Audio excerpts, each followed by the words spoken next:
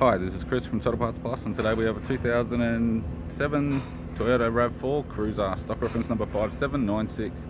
This shape runs from the 11th month 2005 through the 11th month 2012. It has a 2AZ 2.4 litre 4-cylinder petrol engine backed by a 5-speed manual all-wheel drive transmission. 2AZ 2.4 litre 4-cylinder petrol engine. We have the left-hand headlight, left-hand fog light, left guard has one small dent, left power door mirror faded on the top edge.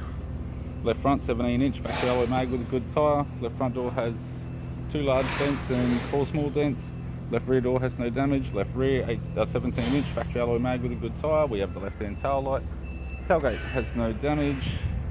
A couple of paint chips on the spoiler and a little bit of paint fade. Hard spare wheel cover, also faded on the top of it.